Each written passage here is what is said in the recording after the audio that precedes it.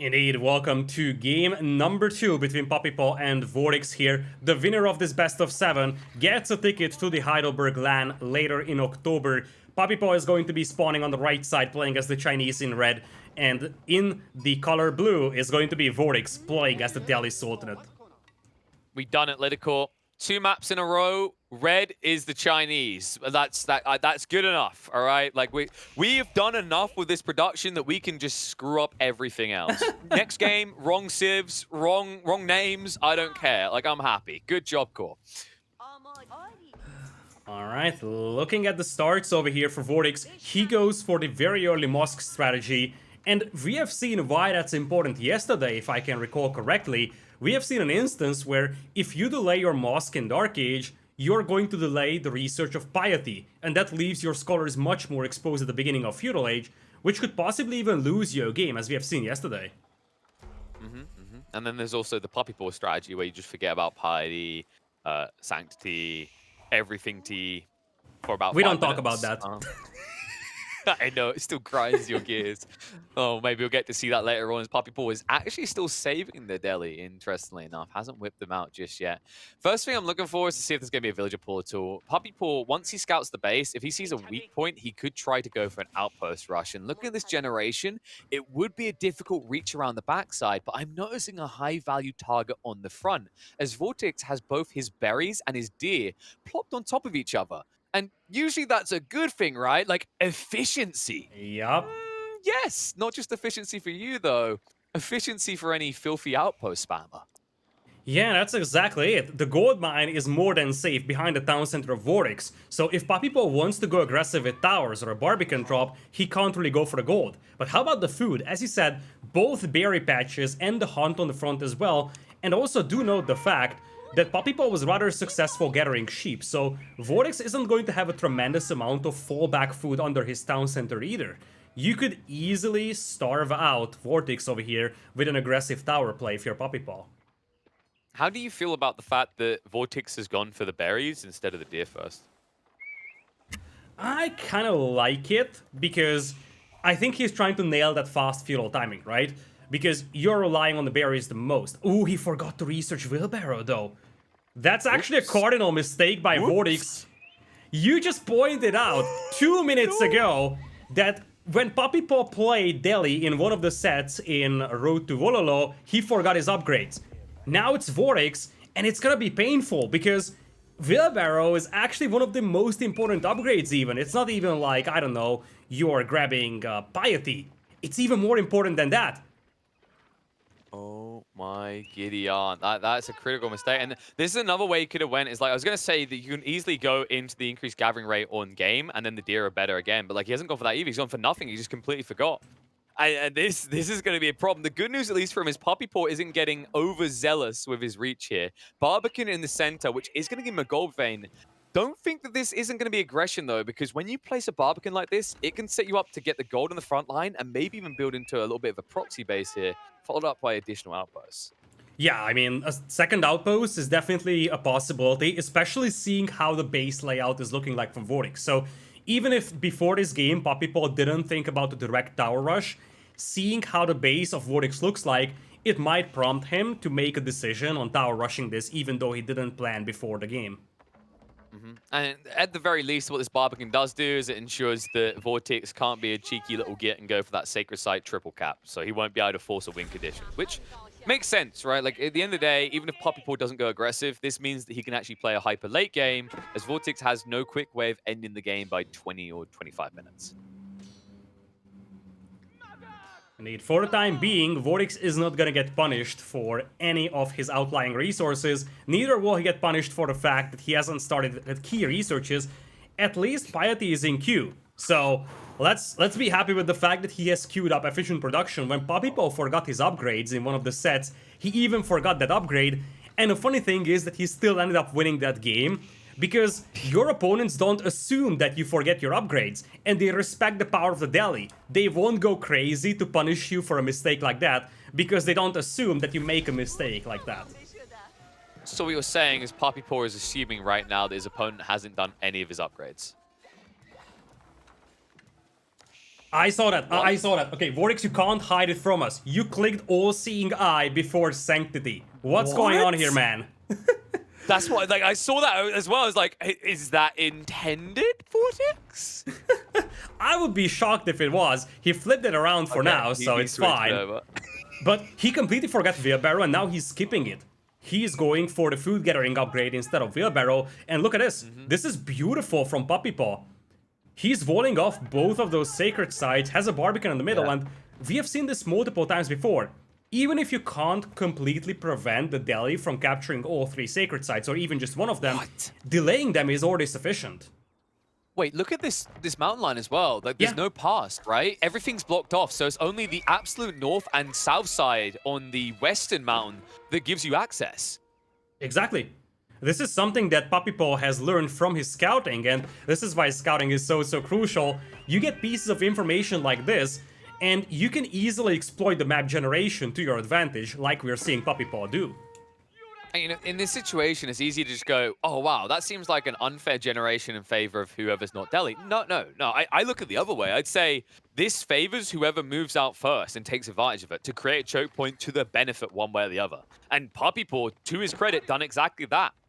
He found the flexibility, and VortiX a little bit lacking in his speed. And to be honest, it's probably a good thing he didn't send villagers out there, because without Wheelbarrow, it's going to take a year and a half for them to arrive at destination. And as you said, it's about who moves out first, and PuppyPaw is exploiting the fact that VortiX is playing a very casual and standard Deli build, which basically doesn't include making units until, like, let's say the 7-minute mark. So you can move out safely, and you're 90% sure that you won't have any harm come towards your villagers when you move out to place your walls. Speaking of building units, PuppyPaw's already staked his claim. Racks and an archery range. Now, this is cool because I actually think the Chinese are somewhat underrated against the Deli. I don't know what your opinion is, but for me, it's about the Chuge-Nu. Once you get them in the early game, you counter out everything that the Deli want to do in a prolonged feudal. Yeah, that's a great point. Indeed, the Chuge-Nu is your go-to unit, and it can be something that can win you battles against the Deli Flood. And as you said before, we can also match the production numbers of the Deli. So it's not just the fact that you have a great unit that essentially is a response to everything that Deli can bring to the table. It's also the fact that you have sufficient production to build up a mass that is comparable to the Deli unit flood.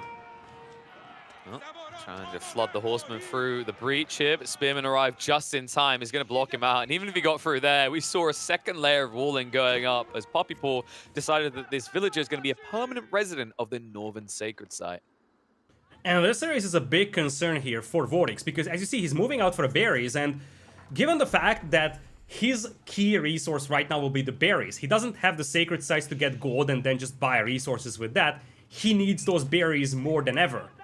And if he temporarily gets outnumbered by PuppyPaw, he could even lose access to those berries, and he would be left without both the berries and the sacred sites. Which does sound very bad to me. I'm sorry, I had to do it. PuppyPaw, now the 3 Imperial officials, and I wouldn't be surprised if we're going to get that Song Dynasty soon. Once that does come out, wait, he's already got it. So Chuge-Nu should be entering the field soon. For the moment, PuppyPaw is still pushing archers and spears. It looks like the Imperial Academy is being built up right now, and once that is done, let the Chuge-Nu flood begin. Is it gonna be a flood though? Because one thing that you can notice is that PuppyPaw is moving on to stone. It remains to be seen. Oh, the chop through denial. Look at that. That's beautiful by Puppy. He was expecting the chop through by the villager, and once again, he's one step ahead compared to VortiX. And now another step ahead as he moves in. Second berry patch. VortiX went for that instead of the deer. And this is why I was kind of highlighting earlier, like the deer idea. Why I thought it was a good idea without saying the word deer too much here, is that if you go into the tech, if you get an increased gathering rates on game, it's actually better than going onto berries, and it would be safer and closer to your base. I mean, you're saying safer, but they are still on the front, so it's just a temporary solution for the time being. Looks like VortiX, he's going to repel aggression. Also, I'm saying better, but that would actually involve VortiX researching things in his mills. True. I mean, he's definitely making progress in that department. So he started some key researches. Chuge-Nu now hitting... Never mind. I didn't say anything. Forget it. Yeah, I Forget it.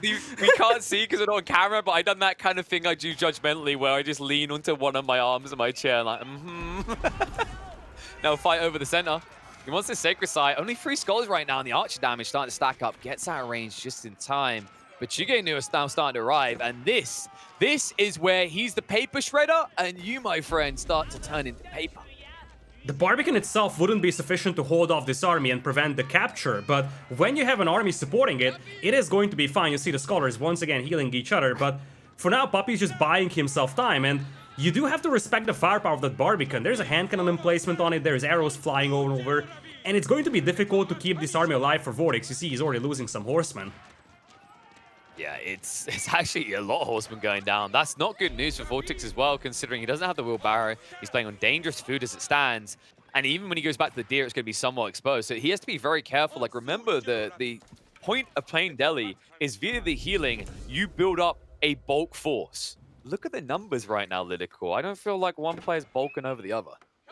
Yeah, because the thing is that at the beginning of Feudal Age, you are building up that bulk force mainly fueled by your berry economy, but once you start moving out on the map, the main source of fuel, or like the main source of resources for you to build that army mass up will actually be the sacred sites. They will be also supported by the berries, but when you have no access to sacred sites for so long, your military buildup is much slower than ordinary Delhi players would have on maps where they can secure sacred sites. Now, we saw a very quick GG out of VortiX in the first game, and I'm not going to jump the gun and say we're definitely getting it this time around, but like when you consider he has no sacred sites and he's against the Chinese booming up, he needs to make this assault work or he is GG'd. And that's why you can see he's stacking the siege engineering after the next research, has to move in and start sniping eco. This is the only way he can stay in the game right now. He can't allow PuppyPaw to get his economical benefits because right now VortiX isn't getting any himself. Yeah, nice little snipes over here by VortiX, managed to snipe down 2 villagers and the officer, but you see that the scholars were lagging behind a tiny bit. There are defensive towers, and as you said, the military mass is just non-existent for VortiX. He's getting outnumbered here by the Chinese, also losing some of the scholars on the battle. Yeah, they were standing still right there. They're like, we haven't got swiftness yet. It's a lot of running, okay? Let me catch my breath. Or you can catch your breath when you're dead, my friend. There you go. You can have it your way. No, now only 2 healers on the front line. That's concerning. VortiX does at least have 7 skulls overall, but the problem is he can't easily afford more because he's still not getting any passive gold. And sustainability is going to be a big concern for him. And if you think about the fact that behind this one, PuppyPaw is on 2 town centers, sustainability is massively favoring PuppyPaw right now. VortiX, you get the feeling that he's got a couple of minutes to make something happen here, otherwise this might snowball out of control. I'm not even sure if VortiX scouted the second TC either. It's behind the primary. Yeah, I don't think so either. He doesn't have a scout here. And he probably didn't even see a stone. Well, he'll get a few villages, but like once again, this isn't going to be good enough. You can see it's already a 10-villager lead for PuppyPaw. No, VortiX doesn't have the info, so right now, he'll feel confident that he just took a good trade. But it's a lie. It was a blatant lie, actually. He's actually getting some good trades over here. Scholars still in there. 7 scholars out on the battlefield overall, but only 2 of them in this battle. If VortiX wants to make something happen, he needs everything he has over here. Chugenu, Spearman engaging. Horsemen have to go in, and he knows he has to commit here. Melee damage coming out. Chugenu just taking out the archers. Scholars going down. No heals there anymore. VortiX has to back up. Heavy dose of damage in. And now if he retreats away, it's just going to be more casualties. So he needs to renew the assault and force the Chugenu back before he can make his way out. And as you pointed out, VortiX feels happy about this engagement because he feels like he's killing villagers. Little does he know that trading army to villagers here is simply insufficient for him. Because every single unit that he loses is going to be more and more difficult to replace with those berries running out and no sacred sites accessible. But behind this one, there's a tremendous amount of villagers advantage for PuppyPaw, up by 10 already. The crazy part is that right now, VortiX, he has the right idea, but the wrong side of the base. Look at the north side right now for PuppyPaw. All of his woodline there, but also the double value. The deer are over here, and that's what's been sustaining PuppyPaw. Without that food, he can't survive. And right now, PuppyPaw has bulked up in the food department. He's actually at a stage where he can consider reinvesting or switching hard over to gold and heading towards castle. We have breaking news, ladies and gentlemen. Wheelbarrow is being Don't tell me it's on a different mill. Wait, what? Where is that? We can't go past that. No. No. Where is it? No, okay, no, it's the okay, it's fine. It's the one right next to the deer. It's the one right next to the actual surviving deer. Oh, crisis averted. Deep breath, KP, it's fine. 15 minutes into the... No, not deep. You're going to need deep breaths. Get that copium right. We're 15 minutes in the game, and he's still over 3 minutes away from having wheelbarrow. A big push now coming in here from VortiX. He now has the battering rams out there, and it's 47 army against 26 here, so that military buildup is finally coming into place. Also, quite a lot of scholars here to support this one. And for now, PuppyPaw can slow this push down, but he needs numbers above all, and the concern is that his production buildings are exposed. If he loses them, replenishing army or just adding more numbers is gonna be a concern. Well, another issue for PuppyPaw is he didn't find a second gold source. He didn't tax either. Like, look at his gold right now. Pigeon is what he's building into, but what do they cost? They cost gold. That's why he's limited in his military production. He's trying to play catch-up now, and I don't mind this, though. He's going into Horseman, and remember, VortiX, he went for a 2-unit ratio. He didn't build spears, so Horseman will get bang for buck here in the next fight. And the thing is that Spearman alone isn't even going to crack it because there are archers. As you said, the Chukanu would be such a great response to everything that VortiX has. But it is reliant on gold, something that PuppyPaw did not have access to. And now taxing those buildings is also going to be difficult because the mill is exposed, production buildings exposed, Imperial Academy going down here, and suddenly VortiX feels more alive than ever. And more so than you think. VortiX is making his way up. He's teching up right now off the back of this assault as well. And what is PuppyPaw doing? PuppyPaw is switching farms, something that VortiX just spotted. He has to be feeling incredibly confident about the state of the game right now. Indeed, but here come the Horsemen, something that VortiX has not spotted until this engagement has begun, and that could be a game changer here. Still, a lot of Chukanu on the battlefield. This is a key engagement in here. And the spears held the choke point, so he couldn't flood through the Horsemen. He spreads out now, but it's still not the best of trades of VortiX. Jigenu are actually still surviving on this, so trading out the Archer in the meantime. Tech up is going to be there, so VortiX won't be phased by the losses here. It's covering his 1-up. And PuppyPaw will have to catch up real fast in a situation where he still cannot access gold. And now his army is just disappearing from the battlefield. He's being overrun by the Horsemen and the Archers. No more Spearmen to support him. Horsemen still standing strong. And sure enough, you might repel the push of VortiX right now. But as you said, VortiX invested into that tech hub, and that opens up a whole lot of opportunities for him. Men-at-Arms, Lancers could hit the field. And while PuppyPaw still has the villager lead, he's right now confined into his base with no chance to go up to Castle Age.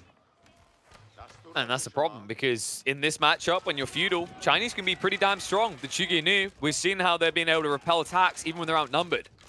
Lancers just entered the battlefield. And this is where you are merely tickling your opponent. Especially once Own Blades comes in for those Lancers as well, because VortiX decided to go up with the House of Learning, so he's going to have even stronger Lancers than you commonly see from the Delhi players. And for now, those Archers will be more than happy to trade off with the Chukanu. Of course, PuppyPaw is thinking, okay, I need to trade off before the Castle Age upgrades come in here for VortiX. The problem is that VortiX is building up a critical mass of Lancers slow and steady, and you're very far away from doing any damage to VortiX here.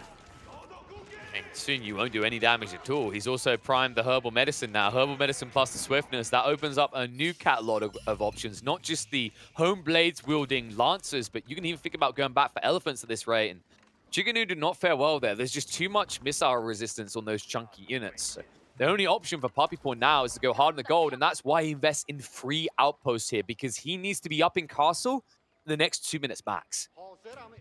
He desperately needs that. Behind this one though, VortiX, look at the stone count of his. This is something we haven't mentioned yet. He's got the military advantage and enough stone in the bank for a keep. Could we be seeing a keep drop here in the next 1 or 2 minutes? That's the question, because if we see one, I think it's going to be a very aggressive keep that might even spell a disaster for PuppyPaw. He's going for it. He's going to drop it on the other side of the wood line at this rate. Like, he doesn't even have to necessarily breach the wall, but there is a small gap. Remember, he blocked that with the Lancers. Villager did not complete it, and there might be enough room for a keep right where that Imperial official is standing. But instead, we'll play it safe, and for good reason, next to the stone outcropping where he can yoink enough for almost 2 more keeps afterwards. He's also playing for Wood Denial, keep that in mind. Both of the forests are on the front line here for PuppyPaw, but it looks like now PuppyPaw, he's trying to stop this keep over here. Does he have the critical mass? He might have it. VortiX getting repelled from that castle. That castle may not be going up. VortiX, or is I don't think he has textiles. These villagers died too fast. They should be going up. Who's Down by targeting them out, Chukanu. bring them down. Oh my goodness, the Chugenu still have the value. Textiles there, but it just doesn't matter. There's just a critical mass of archers here to bleed them dry. And the Barbican on the other side means he cannot even shift to the west to try and escape. Looks like enough Lancers here though.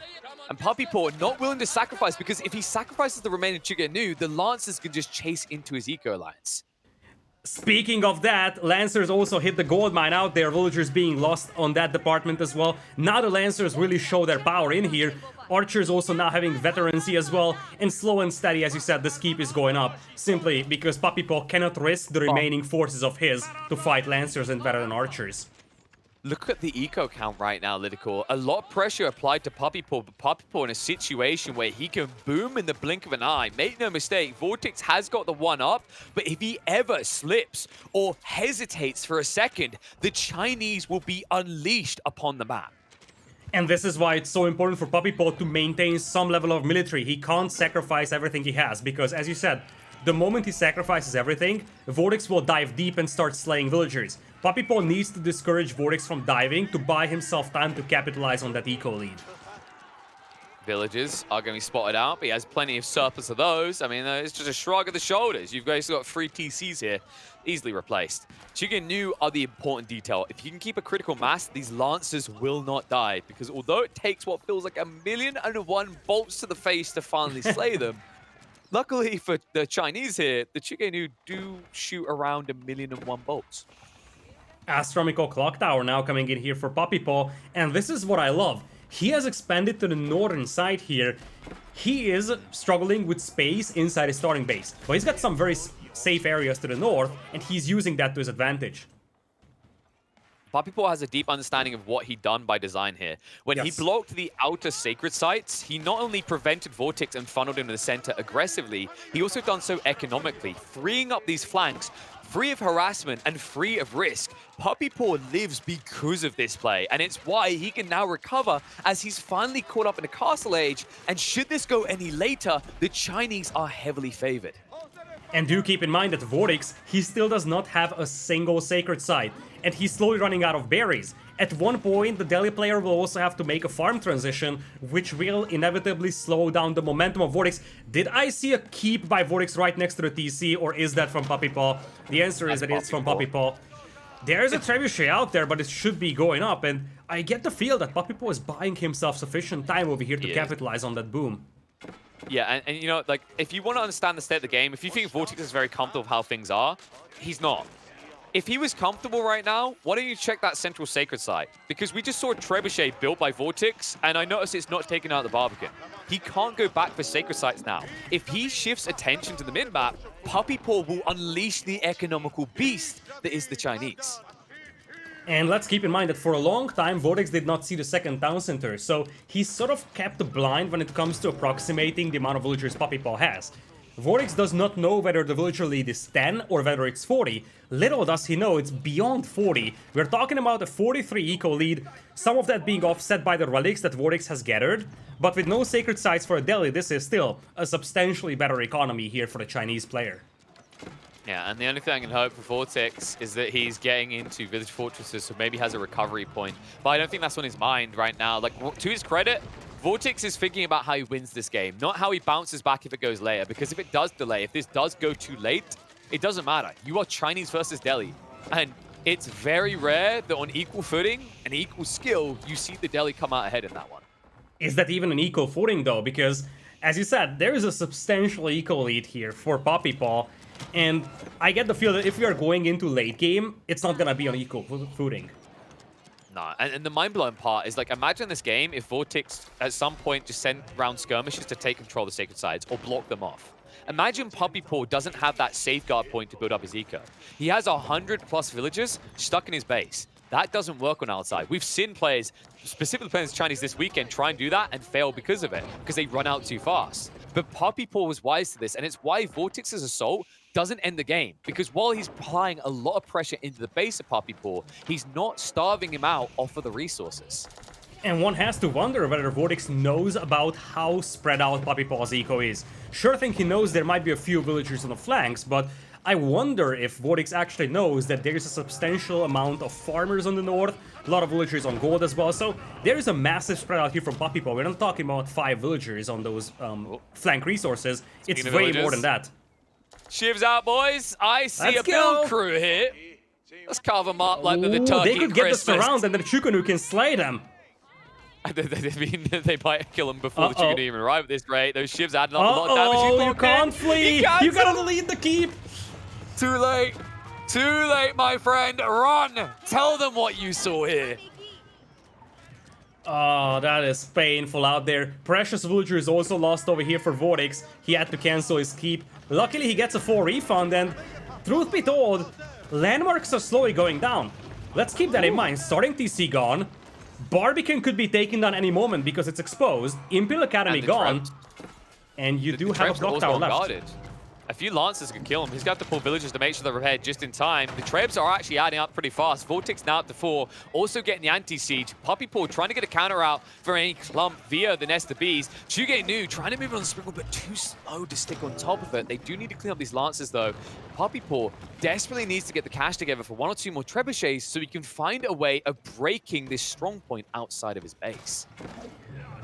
Yeah, I really get the feel that a couple of Mangonels here would be so beneficial for VortiX. He's only up against Chukonu, and there's not even a single Springald. Now there is one from PuppyPaw, but he needs something that gets rid of those Chukonu so he can go a little bit more aggressive. And as Core is showing us, you can get rid of that Barbic at any moment, so PuppyPaw would be left with just 1 landmark, but looks like PuppyPaw is done playing around. He's finally breaking out of his base, and he's got the military mass to do so with. Oh, that's such a good trade. The Springald, it pathfinds the wrong way around.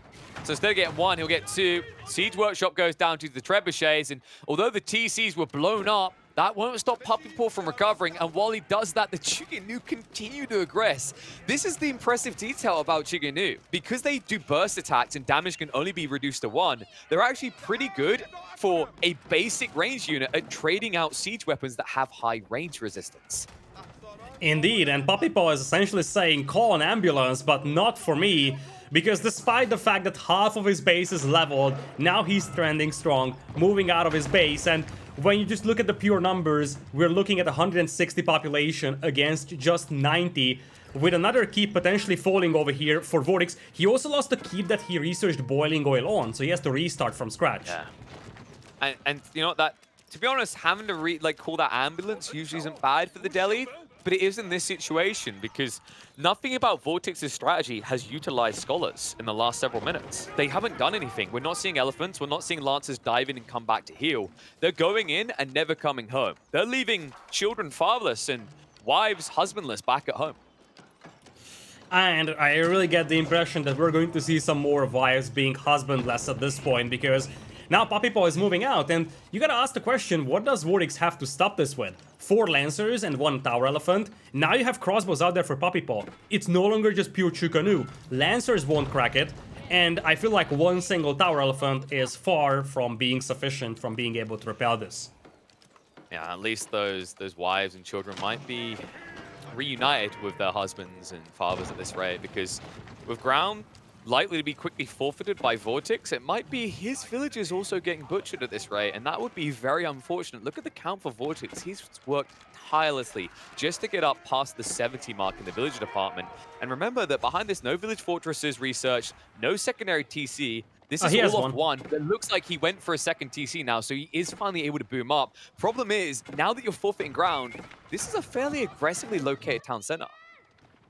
Yeah, and the thing is that you or just don't have time. So part of the reason why Village Fortress is so powerful is because by the time you get to it, you have like 4 or 5 keeps, so you can really get your villager number back on track fast. But a single extra town center won't cut into that deficit fast enough here. He has to reduce the deficit of 40 villagers with 1 extra TC. That's going to take 8-10 minutes potentially, and you get the impression that PuppyPaw doesn't want to play that long here. And also, if this game continues to drag out, PuppyPaw still has decent relic value. He's got the one he guards on the east side where he expanded his base, and the southern one is still inaccessible for VortiX. So like, if we talk about hyper late game, it was already good enough for the Chinese, but the fact you'll also have a decent amount of infinite gold, add in taxation as well, and the fact your opponent can't get a single damn sacred site, and you're pretty kosher with this game cruising towards an hour mark. In fact, as you pointed out, PuppyPaw could grab the sacred sites on the flanks because Oh, the keep! The keep!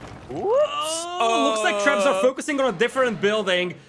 But you gotta cancel this. You gotta cancel because the traps are ready to fire. He's commit. Oh, he's gonna commit. I don't think it's staying up. Two traps are enough. Right now, it's too late. He Oh, cancel it's it. VortiX, no! 800 stone down, and now he doesn't have enough for a backup one. He's gonna have to fall fully back here. Just as the elephants start to stake their claim on the map, they have to retreat behind their keeps. Oh, it's so painful because the next keep is also about to fall. Trebuchet is getting picked apart by the springboards of PuppyPaw. You get the feel that now everything is going in his favor. Elephants are here to save the day, but only a handful of scholars backing them up right now with the heal. In what world is it possible that you have over 1,000 wood and yet your keeps are full like this? You know, he needs to make sure he's got the repairs going. The problem is now you see he commits to it, but look how many villagers are working tirelessly at this. Remember that he's still lacking behind PuppyPaw by around 20 villagers, but over 10 are there repairing right now, draining his economy instead of adding to it. At least VortiX has sufficient amount of wood to work with, but as you said, this is draining his economy. He has essentially idle villagers not getting resources, plus of course he's also spending a ton of resources on repairing and keeping that keep alive. And behind this one, let's not forget the fact that PuppyPaw is reaching pop cap, so this is the point where he can start contemplating going into Imperial, which once again opens up possibly the best tool to deal with elephants, that is Chinese clock tower bombards. Basically, cannon beat elephant, as I like to always say. You know, any gun pounder, really. I mean, if you think about us as humans, we did create a gun literally called the elephant gun. I think that says everything that needs to be said about how you beat elephants in Age of Empires 4. We also created a gun called Parrot Gun. Why? That one makes less sense. Okay, in fairness, let's just agree, humans can be dumb sometimes. We also created a cannon that was so big it had to be mounted on a train track to fire. I feel like we're talking about different historical periods though now. We're really stretching it here. But then again, we are stretching across the historical periods because at this rate, China is going to be making their way up to the Imperial days. Only gold needs to be sorted, and then the Chinese beast will be fully unleashed. Ooh, just before Village Fortress is finished, the keep might go down here. 5 seconds, 4 seconds. Rocks are flying in. That has to be 1 second. It's 1 second. Now, it saves it, right? It does save the research so you can resume, but the problem is, like, I'm worried that he's now going to build a keep and he'll forget about it. He won't remember straight away. This is a guy who for the first 15 minutes of the game, forgot that Will Barrett is a thing. Will he build a keep, though? Okay, there is a keep. Okay. He is getting to it then. So, yeah, but... Wait. He's not doing it, though. Is he getting to it? Okay, he's queued it. He's queued it. There we go. So it's complete. He will be able to now get more villagers out, and he's going to damn well need them because PuppyPaw is about to make his life hard. He's reaching up. Imperial Age now being built up to. These elephants need to get into position fast. Yeah, it's becoming a now or never scenario here. You gotta do damage. Imperial Age, as I said, on the way here. Spirit Way, though, little exposed. And I see archer ranges being placed right next to it. In the long run, this could be Grenadiers, but for now, I get the feel that this might be just mass Chukanu. Because you need something that deals with elephants, and mass Chukanu does really well, especially when you look at how cheap those units are when you place the ranges next to a Spirit Way. Yeah, they're not exactly going to trade out well one-on-one, but the whole point is they're cheap, and they're much better than any other cheap range unit. Like, most of the crossbow damage, arch damage, like, by comparison, it does well. Especially if VortiX isn't keeping up today on his range resistance, and he can't even get the third layer because he's not up in Imperial himself and probably never will be. Spears moving in, trying to gap close upon him. Crossbows and Shigenu just trying to trade out against the elephants, not even focusing on the scholars yet, despite the fact Herbal Medicine's there, because the damage is so high out of the range battalion, and now the Nesta Bees can come in to clean up. They could even saturate enough to take down the healers. Elephants have to hold, Sprills will trade out, but VortiX has to claim more than this. Even if he wins this fight, he can never stop, because if he does, the Chinese will unleash the full power of Imperial upon him. All the siege gone here from the Chinese player, but right now we're just looking at crossbows fighting against the elephants. Crossbows not being so effective. Once the Chukanu hit the field, it's a completely different story. But it's not even gonna be Chukanu. It's hand cannoneers. Even better it than just that. gives him the transition later, right? Like, so he can think about it, and it's that option is there. If you're going to build archer ranges anyway, you might as well use the space around the Spirit Way, so you can come back for, you know, the Jugenu later if they still have relevance, or think about Grenadiers further down the line. But right now, he's just thinking about sticking at the VortiX. He's pushed him fully back. Elephant count is depleting. Springle's going to start to become exposed. Keeps are down, and the floodgates will begin to open for PuppyPaw. But as we were saying that he's down to 130 population, so his momentum, it slowed down a little bit. He's still in command of this game by a massive margin, but VortiX might actually get a bit of a breathing room here while PuppyPaw regroups. Wait, what are the scholars doing? Are they offering themselves up as tribute? Yep, that's exactly Surrendering, what they're I guess. Switching sides. Okay. We're unarmed! We're unarmed! No, I'm sorry. I just checked my historical calendars and the Geneva Convention hasn't been created yet, so bye-bye. Talk about, you know, wives going husbandless. I mean, they're part of the religious caste. Like, do they have families? I guess? I don't know. Like, I'm not sure how the Delhi religion worked on that front. Like, because there's scholars as well. That's the confusing part, isn't it, Lidakor? They're scholars. They're not even, they haven't got any title like monk or priest. Like, a monk is like, yeah, they're not going to have a family. But a scholar? Are we just saying smart people can't get laid? Interesting topic to debate. Something that we probably want to do off stream though, because there's a lot more things to focus on. Elephants That's right. slowly getting overrun. Your shoulder later. Look at this pushing. He's once again trying for the keep here. The trebuchets were attacking the ground, and yet he still feels confident he can do this. He doesn't there it is! cancel it. VortiX, why? Just because they're rocks doesn't mean it adds to the construction. It denies it. I mean, it adds to the construction. It is going to be 2 extra rocks on top of that pile of rubble, because the second castle VortiX loses, once again, is just going to form a pile of rubble in there in the middle. And another elephant is gonna get picked off. A castle lost, and also 2 elephants dying in this battle. Now with Bombard sitting in the field, you get the feel that there might be no turning back here for VortiX. You know the horrifying thing is about that statement you just made? Somehow a castle is cheaper than an elephant. Now, I'm all for saying, like, lives matter a lot, but, like, strategic, like, come on. Really? Is that the argument we're going for? It's because you need to build a castle so that you can fit elephants inside. That's true. Remember, grease the doors, push them through. I'm not sure how many you can get inside. Apparently you can get 15 elephants. In fact, I've questioned how you get 1 in. Can we discuss how you get 15 elephants in? Don't need to discuss it anymore because it's over. PuppyPaw 2 on the board. He holds on and he swings hard. VortiX now 2 down in this best of 7. Such a great start from PuppyPaw in this game. As you said, it all started with the fact that he just walled off 2 sacred sites on the sides, which seems like a small thing. But ultimately, this is something that made this game completely different from many games that you see from the Delhi. VortiX was unable to access sacred sites for the overwhelming majority of this game, and it really showed.